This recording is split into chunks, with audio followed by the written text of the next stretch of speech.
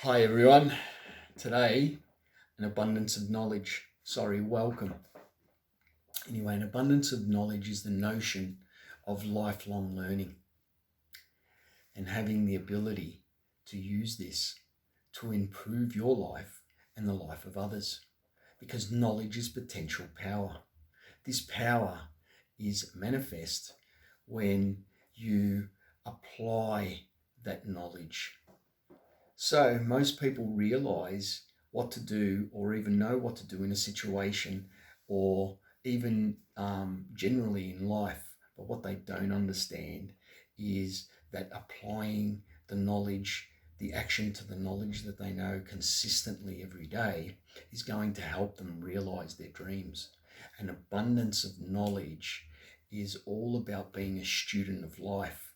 Even more than that, it's about using this in the classroom of your existence. So the tools and techniques that I am actually sharing with you here are going to help you to become a more efficient, productive person than you've ever been. I mean, imagine telling yourself one day that you don't have time to back up your computer, and then your computer crashes a month later and you've lost a month worth of work. Now, this is going to leave you with the feeling of regret. No one wants that.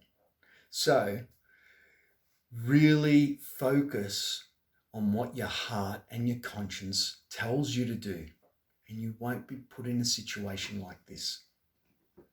So, when you invest time in yourself and you devote yourself to improving your mind, your body, and your character, you'll then find that it's like a little navigator inside you telling you the right direction to take for the greatest rewards in life.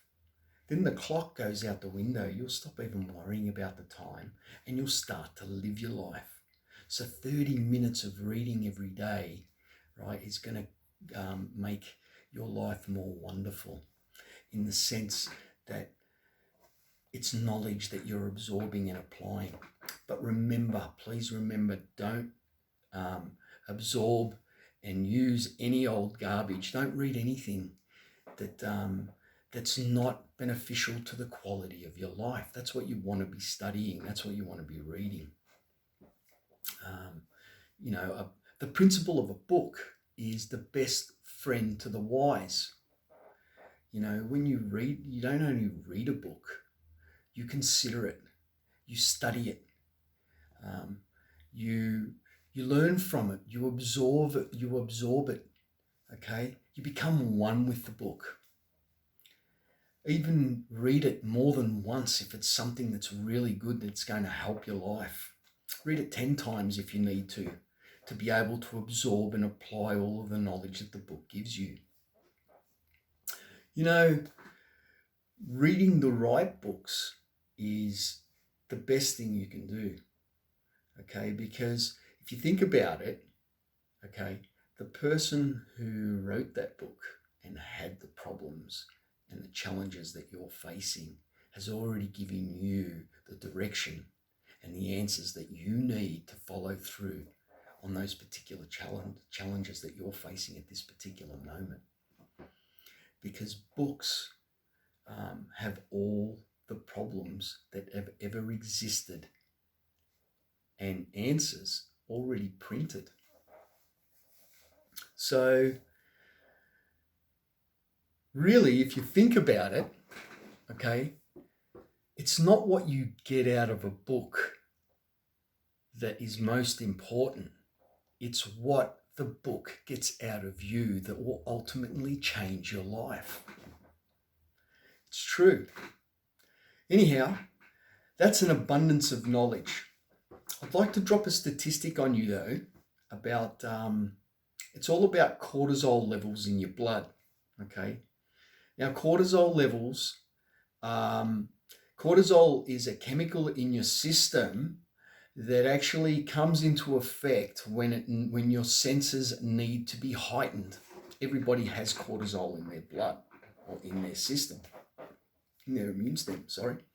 And What happens is when you go into fight or flight, cortisol levels rise, your senses enhance, and this is survival mode. This is to get away from a predator or, something that used to chase us before we had the technology to protect ourselves against everything on this planet.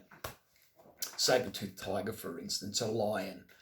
So this is cortisol. Now, cortisol levels in your blood, in your body, are not meant to be at a high position all the time. They're meant to be lower than testosterone or estrogen in your blood.